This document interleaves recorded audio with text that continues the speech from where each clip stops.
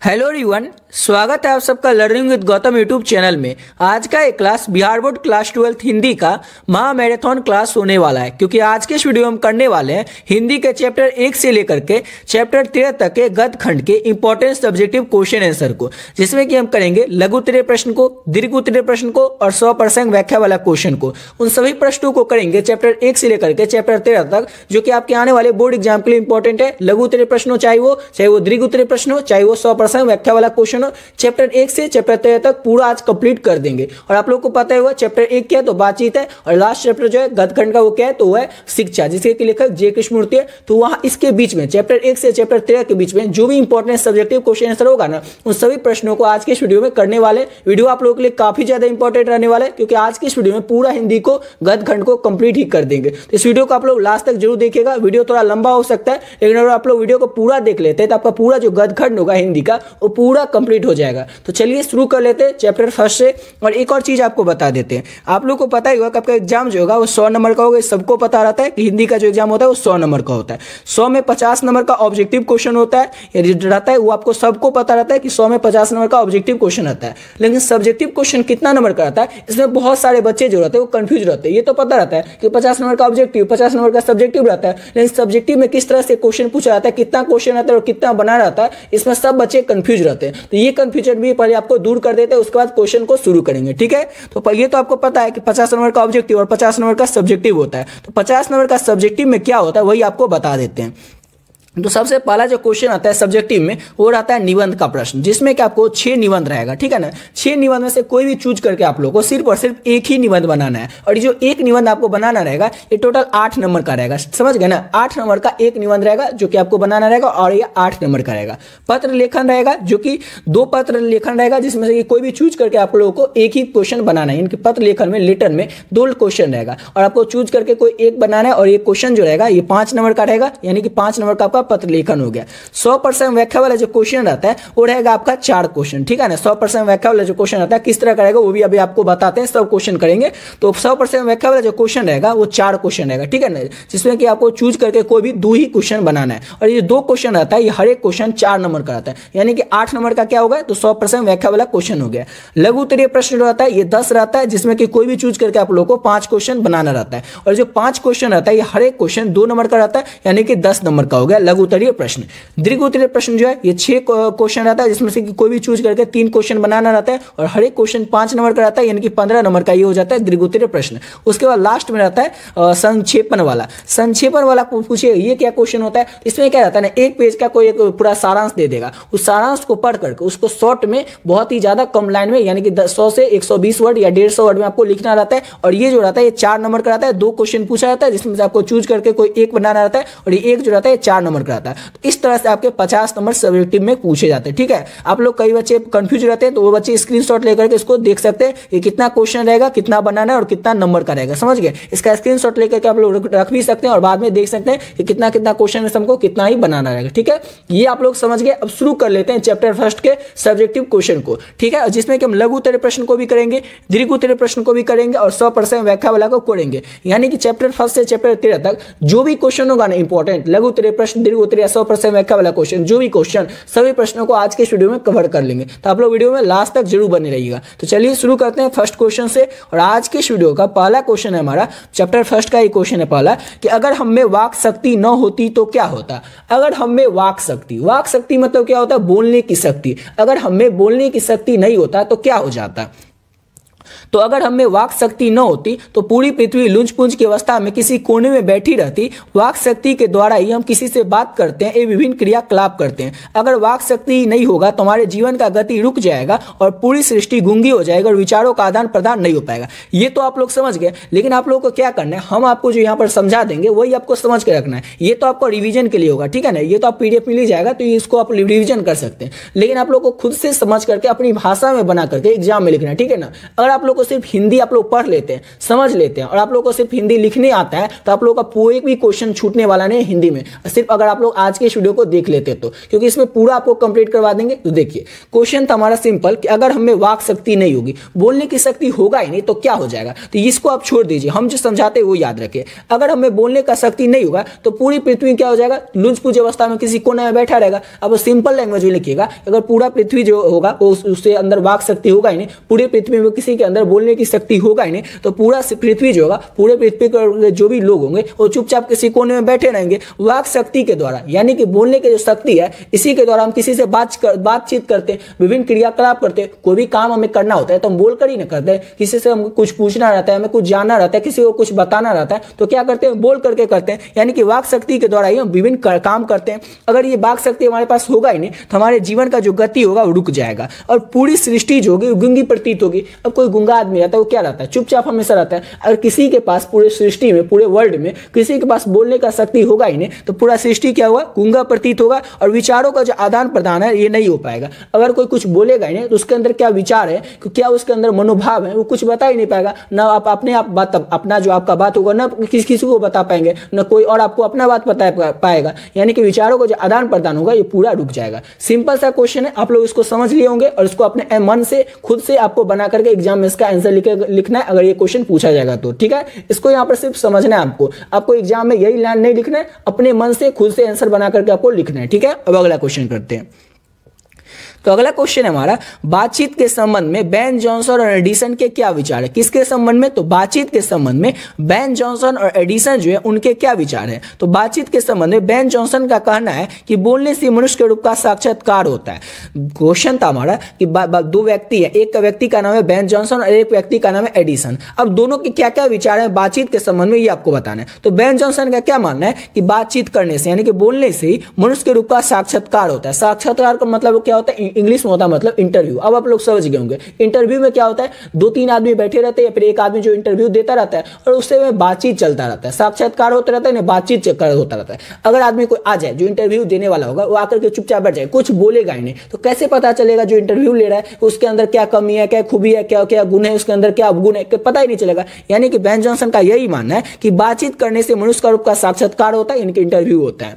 जब तक मनुष्य बोलेगा नहीं तब तो उसके अंदर का गुण दोष कुछ पता ही नहीं चलेगा। और एडिसन का मत है, पहले तो ये समझ गए कि जब तक कोई मनुष्य बोलेगा ही नहीं, बेन जॉनसन जो है उनका मानना है कि जब तक कोई मनुष्य कुछ बोलेगा नहीं तो उसके अंदर का क्या कमी है, क्या खूबी है, क्या गुण है, क्या अवगुण है, किसी को कुछ नहीं पता चलेगा। और एडिसन का क्या मानना है तो वो देख लीजिए। बातचीत के संबंध में एडिसन का मानना है कि असल बातचीत केवल 2 व्यक्तियों में हो सकती है। इसका तात्पर्य हुआ कि जब 2 व्यक्ति होते हैं तब अपना दिल एक दूसरे के सामने खोलते हैं, 3 से अधिक हो जाते हैं तो बातें लंबी हो जाती है। अब ये आप लोग सिंपल सा क्वेश्चन था और सिंपल वे में आप लोगों को अपने मन से बना करके लिखना और याद रखना है। देखिए सिंपल सा क्वेश्चन था कि बातचीत के संबंध में बेन जॉनसन और एडिसन के क्या विचार है। तो पहले आपको बता देते कि बेन जॉनसन का मानना है कि बोलने से मनुष्य का रूप का साक्षात्कार होता है, यानी कि जब भी कोई व्यक्ति बोलेगा तो उसके अंदर क्या गुण है, अवगुण है, ये सब पता चल जाता है। और बातचीत के संबंध में एडिसन के क्या विचार है। तो बातचीत के संबंध में एडिसन का मानना है कि असल बातचीत जो होता है नहीं केवल 2 गो व्यक्ति में ही हो सकता है, 3 गो व्यक्ति में असल बातचीत होता ही नहीं। 3 गो जो बातचीत होता है वो सिर्फ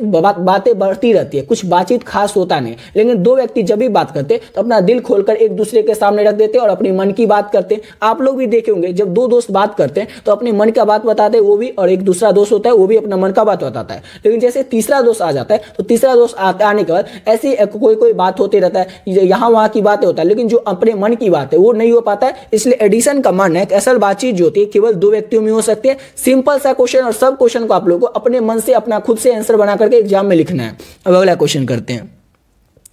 अगला क्वेश्चन है हमारा कि आर्ट ऑफ कन्वर्सेशन क्या होता है। आर्ट ऑफ कन्वर्सेशन जो होता है वो क्या होता है। तो बोलने की वह कला जो कि सहज हो किंतु सुनने पर कान को सुख मिले उसे ही आर्ट ऑफ कन्वर्सेशन कहते हैं। अब क्या होता है आर्ट ऑफ कन्वर्सेशन होता क्या है। तो बोलने की एक ऐसी कला जो कि सहज हो, सरल हो, आसानी से बोला जाए, और लेकिन वो जो बोला जाएगा उसको सुनने पर कान को एकदम सुख मिलेगा, उसी को क्या कहते हैं तो आर्ट ऑफ कन्वर्सेशन कहते हैं। और जो आर्ट ऑफ कन्वर्सेशन यानी कि जो बोलने की कला है ये यूरोप के लोगों में, और उसे क्या कहा जाता है, उसे आर्ट ऑफ कन्वर्सेशन कन्वर्सेशन कहा जाता है। यूरोप के लोगों में बातचीत करने का हुनर है और उसे आर्ट ऑफ कन्वर्सेशन कहा जाता है। सिंपल सा क्वेश्चन था कि आर्ट ऑफ कन्वर्सेशन किसे कहा जाता है, तो बोलने की वह कला जो कि सहज हो, जो कि ऐसा कला जो कि बोलने की ऐसी कला जो कि सहज हो, आसानी से बोला जा सके, उसे क्या कहेंगे, तो आर्ट ऑफ कन्वर्सेशन कहेंगे। और यूरोप के लोगों में ना, जो यूरोप के लोग हैं उनमें ये हुनर है, वो लोग आसानी से बातचीत कर लेते हैं, तो उसी को क्या कहा जाता है, तो आर्ट ऑफ कन्वर्सेशन कहा जाता है। समझ गए। अब अगला क्वेश्चन करते हैं। अब अगला क्वेश्चन आ गया 100% व्याख्या वाला क्वेश्चन। ऊपर आप लोगों को बता देते कि 100% व्याख्या वाला 4 क्वेश्चन रहेगा, जिसमें से कोई भी 2 क्वेश्चन बनाना रहेगा और ये 8 नंबर का रहेगा। तो ये 100% व्याख्या वाला क्वेश्चन है, चैप्टर फर्स्ट का इंपॉर्टेंट, इसको आप लोग अच्छे से याद कर लीजिएगा। ठीक है, तो ये क्वेश्चन को किस तरह से बनाना है आंसर, वो भी आप लोग को शुरू में बता दे किस तरह से शुरू में लिखना है। तो देख लीजिए, सच है जब तक मनुष्य बोलता नहीं तब तक उसका गुण दोष प्रकट नहीं होता। अगर ये क्वेश्चन 100% व्याख्या में पूछा जाएगा आप लोगों से, तो किस तरह से लिखना है, तो वो देखिए। प्रस्तुत पंक्ति हमारे पाठ्य पुस्तक बालकृष्ण भट्ट के द्वारा रचित बातचीत पाठ से लिया गया। ये तो आपको लिखना ही पड़ेगा कि जो पंक्ति लिया गया, जो ऊपर आप पंक्ति पढ़े थे, ये प्रस्तुत पंक्ति हमारे पाठ्य पुस्तक बालकृष्ण भट्ट के द्वारा रचित जो बातचीत पाठ है उस पाठ से लिया गया। अब इस पंक्ति के माध्यम से लेखक कहना चाहते हैं क्या, तो सच है जब तक मनुष्य बोलता नहीं तब तक उसका गुण दोष प्रकट नहीं होता। सिंपल सा क्वेश्चन है, सच है जब तक मनुष्य बोलता नहीं। अब कोई मनुष्य बोलेगा नहीं तो उसके अंदर का क्या गुण है, क्या दोष है, इसे प्रकट ही नहीं होगा। जब तक कोई व्यक्ति चुपचाप रहेगा, चुपचाप बैठा रहा, उसके अंदर क्या कमी है, खूबी है, पता ही नहीं चला। लेकिन कोई भी व्यक्ति जैसे ही आपको बोलेगा ना, आपके सामने कुछ भी बोला, 5 मिनट भी बोल देगा ना, तो आपको पता चल जाएगा उसके अंदर क्या गुण है, अवगुण है, कमी खूबी, सब आपको पता चल जाएगा। तो प्रस्तुत पंक्ति के माध्यम से लेखक जो कि बालकृष्ण भट्ट है, वो कहना चाहते हैं कि जब तक मनुष्य चुप रहता है तब तक पता नहीं चलता कि उसका स्वभाव कैसा है, उसकी रुचि कैसी है और उसका दूसरों के साथ व्यवहार कैसा है। लेकिन जब भी वो बोलने लगता है तो उसके रूप का, गुण, व्यक्तित्व का पता चलता है और उसके स्वभाव से हम परिचित हो जाते हैं। अतः इस प्रकार हम कह सकते हैं कि जब तक मनुष्य बोलता नहीं तब तक उसका गुण दोष प्रकट नहीं होता। देखिए यहाँ पर पढ़ लिया ना, लेकिन आपको सिर्फ इतना याद रखने बताते हैं। प्रस्तुत पंक्ति हमारे पाठ्य पुस्तक बालकृष्ण भट्ट के द्वारा रचित बातचीत शीर्षक पाठ से लिया गया। इतना आप लोग याद रखिएगा और ये सब आपको लिखना ही नहीं, पढ़ना ही नहीं है, सिर्फ आपको हम समझाएंगे वही आपको याद रखना है। ये सब आप लोग को लिखना नहीं है, आप लोग अपने मन से बना के लिखिएगा कि लेखक इस पंक्ति के माध्यम से कहना चाहते हैं कि जब तक कोई व्यक्ति बोलेगा नहीं तब तक हमें ये पता ही नहीं चलेगा उसके अंदर का गुण क्या है, दोष क्या है, स्वभाव क्या है, उसके अंदर कमी क्या है, खूबी है, पता ही नहीं चलेगा। इसलिए जब भी कोई व्यक्ति बोलता है तभी उसके अंदर का गुण दोष जो भी होता है वह प्रकट हो जाता है और हमें पता चल जाता है। ठीक है, तो इस पंक्ति के माध्यम से लेखक यही बताना चाहते हैं। आप लोग इस तरह से आंसर लिख सकते हैं और अपने मन से आपको आंसर सबको बना के लिखना है। इस ये वाला पॉइंट जो हम बताते हैं, जो आंसर बताते हैं, ये सिर्फ आपको समझने के लिए है। तो अगला क्वेश्चन है हमारा, आज आ गए हम लोग चैप्टर 2 पे। चैप्टर 1 जो है वो पूरा कंप्लीट हो गया, जो भी उसका सब्जेक्टिव था, लघुत्तरीय प्रश्न था, दीर्घोत्तरीय था, 100% व्याख्या वाला था, वो सब करवा दिए। ठीक है, अब ये क्वेश्चन है हमारा चैप्टर 2 का पहला क्वेश्चन है कि उसने कहा था कहानी कितने भागों में बटी हुई है, कहानी के कितने भाग में युद्ध का वर्णन किया गया। ये क्वेश्चन आप लोग को ऐसे ही याद हो जाएगा। कैसे याद हो जाएगा तो बताते हैं। आप अपना हाथ निकालिए, हाथ में उंगली कितना है, तो 5 उंगली है। ठीक है, तो याद रखिएगा, उसने कहा था जो कहानी कितने भागों में बटी है, तो 5 भागों में बटी है। याद हो गया, भूलना जो था वो खत्म हो गया, क्योंकि आपको हाथ तो याद रहेगा, हाथ में उंगली कितना वो याद ही रहेगा। तो याद रखिएगा कि जो उसने कहा था कहानी है, जिसके लेखक चंद्र शर्मा गुलेरी है, ये कहानी 5 भागों में बटी हुई है। अब क्वेश्चन है हमारा कि कहानी के कितने भागों में युद्ध का वर्णन किया गया। फिर आपको बता देते, आपके हाथ से ही आपको याद हो जाएगा। हाथ में उंगली कितने हैं, तो 5 उंगली है। तो पहला जो उंगली है, अंगूठा जो है, उसको बंद कर लीजिए। फिर लास्ट वाला छोटी उंगली है, उसको बंद कर लीजिए। अब बचा कितना, तो दूसरा उंगली, तीसरा उंगली और चौथा उंगली। तो याद रखिएगा, कहानी के दूसरा, तीसरा और चौथा भाग में युद्ध का वर्णन किया गया। याद हो गया, किसी को कोई कंफ्यूजन नहीं होगा, क्योंकि आप लोगों को खुद हाथ से याद हो गया होगा कि उसने कहा था कहानी जो है 5 भागों में बटा हुआ है। आपके उंगली से याद रखना, 5 उंगली 5 भागों में कहानी बटा हुआ है। और अब पहला जो अंगूठा है उसको बंद कीजिए, लास्ट वाला उंगली को बंद कीजिए, बचा दूसरा, तीसरा और चौथा उंगली, यानी कि कहानी के दूसरे, तीसरे और चौथे भाग में युद्ध का वर्णन किया गया। याद हो गया। अब अगला क्वेश्चन की ओर बढ़ लेते हैं। तो अगला क्वेश्चन है हमारा कि कहानी की पात्रों की एक सूची तैयार करें। अगर इतना आप लोग याद कर लेते हैं ना, तो आपका 3 से 4 नंबर फिक्स हो जाएगा। वैसे तो 6-7 नंबर भी फिक्स हो जाता है, लेकिन 3-4 नंबर तो फिक्स हो जाएगा, कहीं जाने वाला नहीं। 3-4 नंबर आप लोग का क्यों आप लोग पूछिएगा। तो ये क्वेश्चन अगर आप लोग से 5 नंबर पूछा जाएगा तो आपके 5 नंबर पर आ जाएंगे, 2 नंबर में पूछा जाएगा तो 2 नंबर आ जाएंगे। ठीक है, लेकिन आप कहिएगा कि ना 5 नंबर पूछा जाएगा ना 2 नंबर पूछा जाएगा, तब हमारे कैसे 3 नंबर फिक्स हो जाएंगे। तो ये आप ऑब्जेक्टिव क्वेश्चन से फिक्स हो जाएंगे, क्योंकि ऑब्जेक्टिव क्वेश्चन पूछा जाता है कि वजीरा सिंह जो था वो क्या था, विदूषक था या क्या था, जवान था, ये सब पूछा जाता है। बोधा सिंह कौन था, किसका का बेटा था, इस तरह से क्वेश्चन पूछा जाता है, इसलिए आप लोग सबको अच्छे से याद रखिएगा। तो कहानी जो उसने कहा था कहानी है, उसके पात्रों की एक सूची तैयार करना है। तो लहना सिंह कौन था? तो लहना सिंह रेजिमेंट का जवान था। वजीरा सिंह जो था रेजिमेंट का जवान, वो विदूषक भी था, याद रखिएगा। पलटन का विदूषक कौन था? तो वजीरा सिंह था। हजारा सिंह कौन था? तो रेजिमेंट का सूबेदार था। सूबेदारनी कौन थी? तो सूबेदार हजारा सिंह की पत्नी थी, और बचपन में जो लहना सिंह को सिख लड़की मिला था वही सिख लड़की थी। बोधा सिंह कौन था? तो बोधा सिंह जो था ये सूबेदार हजारा सिंह का बेटा था। लेफ्टिनेंट साहब जो थे रेजिमेंट के ऑफिसर के वेश में थे। और कीरत सिंह कौन था? तो लहना सिंह का भतीजा था। अंतर सिंह जो था वो सिख लड़की का मामा था। इतना आप लोग अगर याद रखते हैं तो आपके जो है 3 से 4 नंबर फिक्स हो जाएंगे। वैसे तो ज्यादा भी आ सकते हैं, लेकिन 3-4 नंबर तो पक्के हो जाएंगे। बस आप लोग इतना याद कर लीजिए। समझ गए ना कि ये सब जो है कहानी, उसने कहा था कहानी के पात्र है, कहानी के पात्र में किसका क्या किरदार है वो भी आपको बता दिया। आप लोग अच्छे तरीके से समझ गए होंगे। इसका स्क्रीनशॉट ले करके याद कर सकते हैं, लेकिन स्क्रीनशॉट क्यों लीजिएगा, इसका पीडीएफ आपको मिल जाएगा, उससे ही आप लोग याद कर लीजिएगा। ठीक है, बता दें कि अभी तक आप लोग इस नोट्स को नहीं लिए जिसमें कि आपको हिंदी और इंग्लिश का गेस्ट क्वेश्चन का नोट्स मिल रहा है, तो आप लोग भी ले सकते हैं। ऑलरेडी बहुत सारे बच्चे इस पीडीएफ को ले चुके हैं, गेस्ट क्वेश्चन के पीडीएफ को। जो भी बच्चे ले लिए वीडियो को थोड़ा स्किप करके थोड़ा आगे से देख लीजिएगा।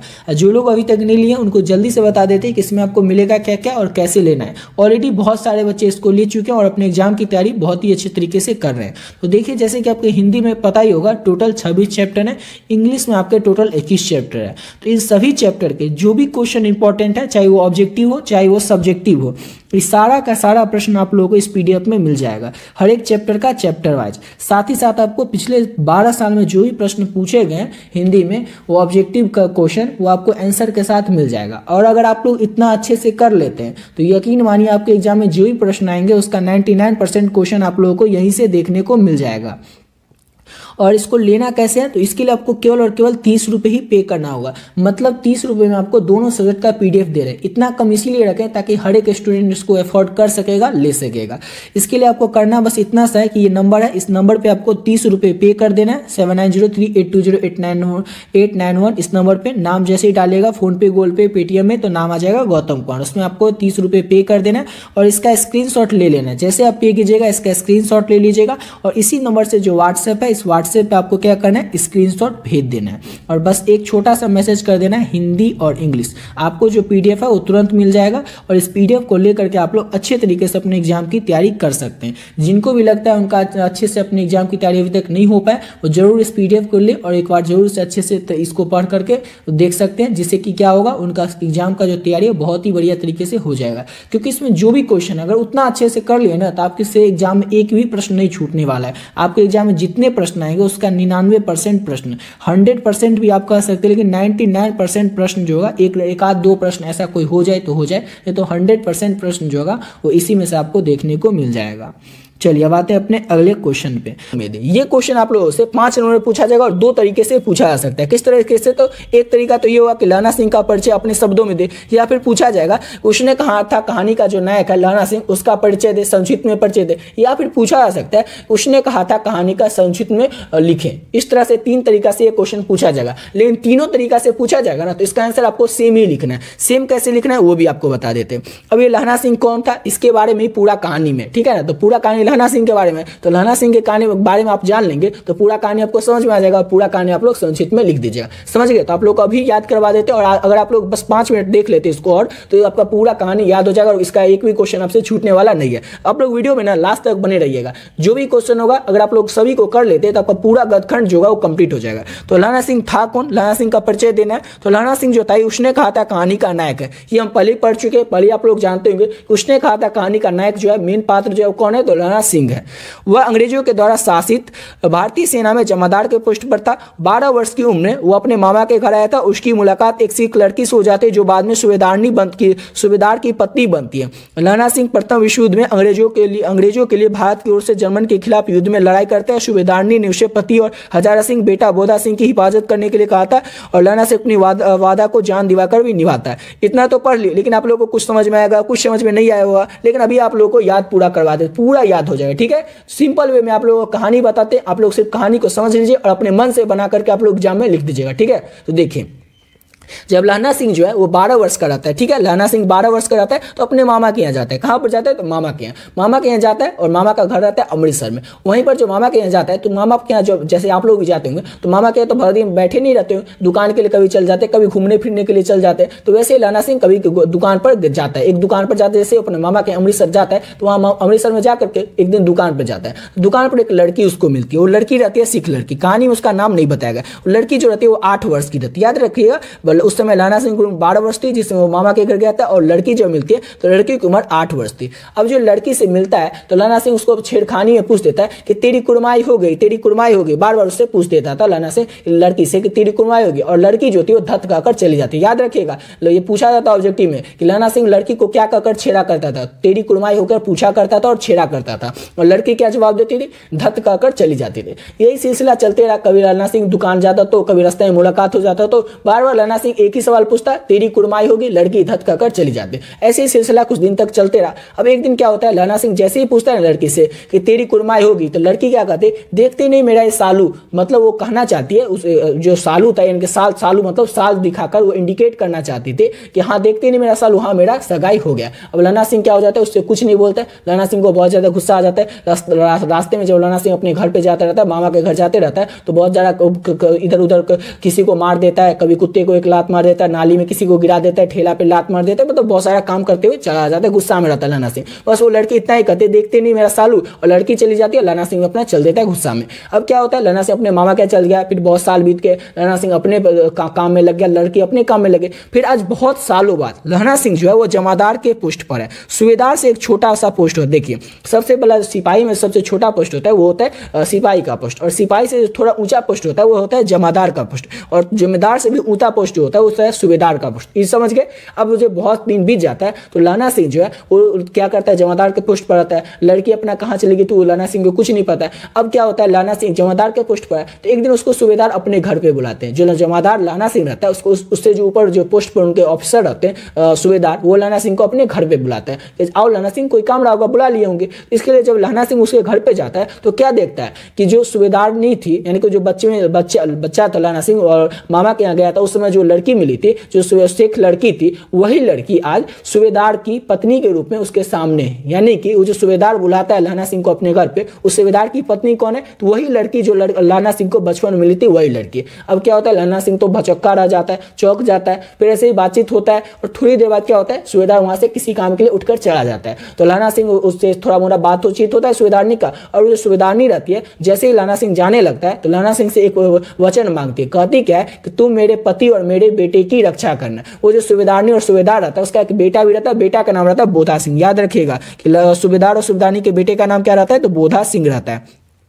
तो सूबेदारनी क्या कहती है कि तुम ना मेरे पर जब भी युद्ध हो, यानी कि जब युद्ध पर आता है लहना सिंह जमादार का पोस्ट पर आता है तो युद्ध तो होगा ही नहीं, जब लड़ाई कराता है। देख सकते हैं यहाँ पर जर्मन के खिलाफ युद्ध कराता है प्रथम विश्व युद्ध में। प्रथम विश्व युद्ध जो कि 1914 से 1918 में चला था, उसमें लहना सिंह जो है जर्मन के खिलाफ से युद्ध कर रहा था। तो जो सूबेदारनी रहती है वो कहती है लहना सिंह से कि जब भी युद्ध होना तो तुम मेरे पति और मेरे बेटे की रक्षा करना, ऐसा वचन मांगती है। और लहना सिंह क्या करता है, चुपचाप कह देता है ठीक है, मतलब वो करके ठीक चल देता है। अब जब भी युद्ध होता है ना, जब जो युद्ध होता है तो लहना सिंह क्या करता है, अपनी जान देकर बोधा सिंह यानी कि उसके बेटे के और उसके पति हजारा सिंह दोनों की रक्षा करता है। याद रखिएगा, जो सूबेदारनी थी उसने कहा था कि जब भी युद्ध हो तो तुम मेरे पति और मेरे बेटे की रक्षा करना। उसके बाद लहना सिंह जो चले आता है तो उसका बोधा सिंह जो है वो भी क्या है, तो सिपाही के पोस्ट पर है, तो वो भी जमादार के पोस्ट पर, सिपाही के पोस्ट पर है और सेना में। और वो भी तो बोधा सिंह को क्या करता है लहना सिंह, कभी ठंड लगने लगती है उसके बेटे को यानी सूबेदारनी के बेटे को तो उसको अपना कंबल देता है, ऐसे ही बहुत काम करता है। लेकिन जब युद्ध होता है तो अपनी जान देकर लहना सिंह जो है वो सूबेदार हजारा सिंह और सूबेदार और बोधा सिंह की रक्षा करता है, अपनी जान देकर लहना सिंह। तो इसीलिए कहानी का नाम है उसने जो कहा था। उसके बाद क्या हो जाता है, लहना सिंह जैसे ही अपना मृत्यु के थोड़ा करीबी रहता है, मतलब मरने वाला ही रहता है, तो उसका जो गोद रहता है, उसका सर रहता है, वो किसकी गोद में रहता है, तो वजीरा सिंह की गोद में रहता है। और सूबेदार जो रहता है और बोधा सिंह जो रहता है वो घर जाने वाला रहता है और लहना सिंह की मृत्यु के पास ही रहता है। लहना सिंह को सब कुछ धीरे धीरे याद आते रहता है, कैसे कैसे वो बचपन में मिला था लड़की से, सब कुछ याद आते रहता है। तो लहना सिंह एक ही वर्ड कहता है सिर्फ सूबेदार हजारा सिंह से कि तुम जब भी घर जाओ ना तो सूबेदारनी से कह देना उसने जो मुझसे कहा था वो मैंने कर दिया। एक ही वर्ड बोलता है कि तुम कह देना सूबेदारनी से कि सूबेदारनी ने मुझसे कहा था, वो उसने कर दिया। यानी कि सूबेदारनी ने जो लहना सिंह से कहा था वो उसने कर दिया। वो सूबेदार से कुछ नहीं कहता है कि क्या सूबेदारनी ने उसे करने के लिए कहा था और क्या उसने कर दिया, ऐसा कुछ नहीं बताता। सिर्फ इतना ही कहता है कि तुम बोल देना सूबेदारनी से कि उसने जो मुझसे कहा था वो मैंने कर दिया। इसीलिए इस चैप्टर का जो नाम है वो उसने कहा था कहानी। समझ गए आप लोग? उसने कहा था कहानी क्या है, लहना सिंह का परिचय किस तरह से देना, सब कुछ आप लोग समझ गए होंगे। अब आप लोग खुद से बना करके अपने आंसर को अपनी भाषा में बना करके लिखिएगा, ठीक है। अब अगला क्वेश्चन की ओर बढ़ते हैं। तो चलिए अगला क्वेश्चन है हमारा कि लहना सिंह के गांव में आया तुर्की मौलवी क्या कहता था। लहना सिंह के गांव में आया जो तुर्की मौलवी था वो सबसे क्या कहता था। तो लहना सिंह के गांव में आया तुर्की मौलवी कहता था कि जर्मनी वाले पंडित बन गए हैं, वेद पढ़कर विमान चलाने की विद्या जान गए, मंडी में बनियों को बहकाता था। ये जो तुर्की मौलवी था ये मंडी में बनियों को बहकाता था, कहता था कि डाक खाने से रुपये निकाल लो, सरकार का राज जाने वाला है। सिंपल सा क्वेश्चन है कि जो लहना सिंह के गाँव में आया एक तुर्की मौलवी था, ठीक है ना, लहना सिंह का जो गाँव में एक की मौलवी आया था, मौलवी सबसे क्या कहता था, तो सभी लोगों को बहकाता था, कहता था कि जर्मनी वाले जो है ना वेद पढ़ करके बड़े पंडित बन गए हैं और विमान चलाने की विद्या जान गए जर्मनी वाले। मंडी में बनियों को बहकाता था। ये जो तुर्की मौलवी था जो लहना सिंह के गांव में आया था, ये मंडी में बनियों को बहकाता था, कहता क्या था कि डाक खाने से रुपया निकाल लो क्योंकि सरकार का राज जाने वाला। ठीक है, अब अगला क्वेश्चन करते हैं। अगला क्वेश्चन है हमारा कि मृत्यु से कुछ समय पहले स्मृति साफ हो जाती है, जन्म भर की घटनाएं एक एक करके सामने आती है, सारे दृश्य के रंग साफ हो जाते हैं, समय की धुन तो बिल्कुल उन पर से हट जाती है। ये जो क्वेश्चन है ये 100% व्याख्या वाला क्वेश्चन है, याद रखिएगा। ये आएगा 4 नंबर में होता है वो उसमें आएगा, ठीक है ना। इसको किस तरह से लिखना है तो वो देखिए। इतना तो आप लोग को यहाँ पर बता देते हैं, लेकिन इसमें आपको और भी लिखना पड़ेगा। यहाँ पर ऐड उसी लिए नहीं किया, हम आपको बताएंगे। यहाँ पर प्रस्तुत पंक्ति हमारे पाठ्य पुस्तक चंद्रशर्मा गुलेरी के द्वारा रचित शीर्षक उसने कहा था पाठ से लिया गया। ये तो आपको हर एक क्वेश्चन में लिखना है, जो कि 100% कला क्वेश्चन होगा उसमें इस तरह से लिखना ही है। इस पंक्ति का आशय बड़ा ही भावुक है। जब लड़ाई खत्म हो जाती है तो लहना सिंह को 12 वर्ष की अवस्था याद आने लगती है। यहाँ पर इतना लिखती है। अब इसके आगे आपको क्या लिखना है, ये तो इतना लिख दिए। अब इसके आगे सेम वही क्वेश्चन लिख देना आप जो उसमें दिखाए थे लहना सिंह का परिचय वाला। ये देखिए ये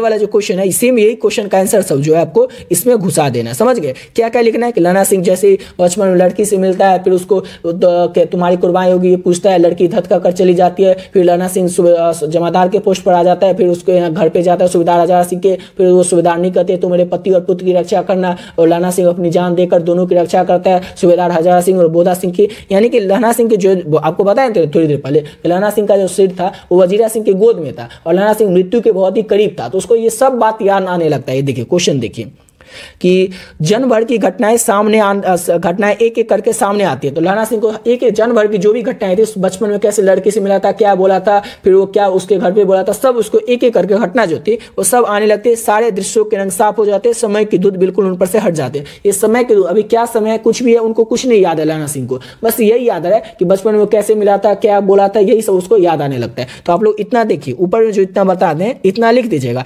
इसके बाद आप लोग वही लिखना चालू कर दीजिएगा कि लहना सिंह 12 वर्ष की अवस्था अपने मामा के यहाँ गया था, तो वहां पर मिला था सिख लड़की से, उसे धक्का कर वो लड़की चली जाती थी, वो लहना सिंह पूछता था तेरी कुर्बानी होगी। ये सब आप लोग लिख दीजिएगा। समझ गए आप लोग? अब आगे बढ़ते हैं क्वेश्चन को। अगर सब फिर से वही बताने लगते हैं तो वीडियो लंबा हो जाता है, वैसे वीडियो बहुत ज्यादा लंबा हो जाएगा मुझे पता है, इसीलिए आप लोगों को शॉर्ट में बताते हुए चल रहे और आप लोग समझ गए होंगे। ठीक है, अब अगला क्वेश्चन करते हैं। तो अगला क्वेश्चन है हमारा, जयप्रकाश नारायण कम्युनिस्ट पार्टी में क्यों शामिल नहीं हुए थे। तो अपना दूसरा चैप्टर जो था वहां तक कंप्लीट हुआ। अब तीसरा चैप्टर का क्वेश्चन है, जो तीसरा चैप्टर है संपूर्ण क्रांति, जिसके लेखक कौन है तो जयप्रकाश नारायण है। याद रखिएगा जयप्रकाश नारायण ने संपूर्ण क्रांति वाला जो ऐतिहासिक भाषण है वो 5 जून 1974 को पटना के गांधी मैदान में दिया था। ठीक है, जयप्रकाश नारायण जो थे इन्होंने कम्युनिस्ट पार्टी में शामिल क्यों नहीं हुए थे, क्यों नहीं जयप्रकाश नारायण कम्युनिस्ट पार्टी में शामिल होते तो वो आपको बताते हैं। तो ये बात सत्य है, यानी कि ये बात सच है कि जयप्रकाश नारायण जी जब अमेरिका में थे तो वो घोर कम्युनिस्ट अर्थात वे मार्क्सवादी थे। जब वे भारत लौटे तो घोर मार्क्सवादी थे, किंतु वे कांग्रेस में दाखिल नहीं हुए। वे कम्युनिस्ट पार्टी में इसलिए शामिल नहीं हुए क्योंकि लेनिन के द्वारा कही गई बात उन्हें अच्छी तरह से याद थी। लेनिन ने यह बताया था कि जो देश गुलाम है वहाँ के कम्युनिस्ट हरगिज वहाँ की आज़ादी की लड़ाई के लिए अलग नहीं, अपने आप को अलग नहीं रखना चाहिए। लड़ाई का नेतृत्व भले ही पूंजीपतियों के हाथ में हो, फिर भी कम्युनिस्ट को अलग नहीं रहना चाहिए। इसलिए वे कम्युनिस्ट कम्युनिस्ट पार्टी में शामिल नहीं हुए थे। देखिए क्वेश्चन था हमारा कि जयप्रकाश नारायण कम्युनिस्ट पार्टी में क्यों शामिल नहीं हुए थे। तो ये बात तो सच है कि जयप्रकाश नारायण जो थे जब अमेरिका में थे ना तो घोर कम्युनिस्टवादी थे, यानी कि बहुत ही ज्यादा कम्युनिस्टवादी थे जब अमेरिका में जयप्रकाश नारायण थे। तो लेकिन जब भी वो भारत में आए तो कम्युनिस्ट पार्टी में इसलिए नहीं शामिल हुए कि उनको लेनिन की एक बात याद आ गई थी। लेनिन की कौन सी बात याद आ गई थी तो वो देख लीजिए। लेनिन ने जयप्रकाश नारायण को बताया था कि जो देश गुलाम होता है ना, जैसे जयप्रकाश नारायण जिस समय थे उस समय तो देश गुलाम ही था, तो लेनिन की जो बात थी कि वो याद आ गया था जयप्रकाश नारायण को कि जो भी देश गुलाम होता है ना वहाँ कम्युनिस्ट जो होते हैं वो हरगिज वहाँ की आज़ादी की लड़ाई को अपने से अलग नहीं रखना चाहिए। लड़ाई का नेतृत्व जो होता है वो भले ही पूंजीपतियों का यानी कि अमीर लोग जो होते हैं उनके हाथों में रहता है, फिर भी कम्युनिस्ट को उनसे अलग नहीं रहना चाहिए। इसलिए जयप्रकाश नारायण जो थे वो कम्युनिस्ट पार्टी में शामिल नहीं हुए थे। अगला क्वेश्चन है कि दिनकर जी का निधन कब और किन परिस्थितियों में हुआ था। दिनकर जी जो थे रामधारी सिंह दिनकर, उनका निधन उनकी मृत्यु जो थी वो कब हुई थी और किन परिस्थितियों में हुआ था। तो एक दिन जयप्रकाश, एक दिन यहाँ पर जयप्रकाश नहीं होगा, एक दिन दिनकर जी, यहाँ पर जयप्रकाश नहीं होगा, एक दिन दिनकर जी मद्रास में अपने मित्र ईश्वर अय्यर के यहाँ रुके थे। याद रखिएगा एक दिन दिनकर जी जो थे ना वो कहाँ पर रुके थे तो मद्रास में अपने मित्र मतलब अपने दोस्त एक ईश्वर अय्यर के यहाँ रुके थे। वहाँ दिनकर जी से गंगा बाबू मिलने आए थे। एक दिन क्या हुआ था, दिनकर जी अपने मद्रास में गए थे, मद्रास में उनके एक दोस्त थे दिनकर जी के ईश्वर अय्यर, अब वहां पर रुक गए थे और वहीं पर उनसे गंगा बाबू भी मिलने आ गए थे। वहां पर क्या हुआ, वहां पर वो दिनकर जी वहां पर उस दिन बहुत प्रसन्न दिख रहे थे। अब गंगा बाबू मिलने आए थे, अपने दोस्त के यहाँ रुके थे, इस वजह से दिनकर जी जो थे बहुत ज्यादा प्रसन्न दिख रहे थे। अब वहां पर क्या हुआ, खाना पीना हुआ, सब लोग खाना पीना करके आराम से बैठे हुए थे। तो एक दिन अचानक उनको क्या हुआ, दिल का दौरा पड़ा। दिनकर जी को रात में दिल का दौरा पड़ा। अब जैसे ही दिनकर जी को दिल का दौरा पड़ा 3 मिनट के अंदर उनको बिल्डिंग के नर्सिंग होम अस्पताल में पहुंचाया गया। दिनकर जी का निधन कब और किन परिस्थितियों में हुआ था वही क्वेश्चन था।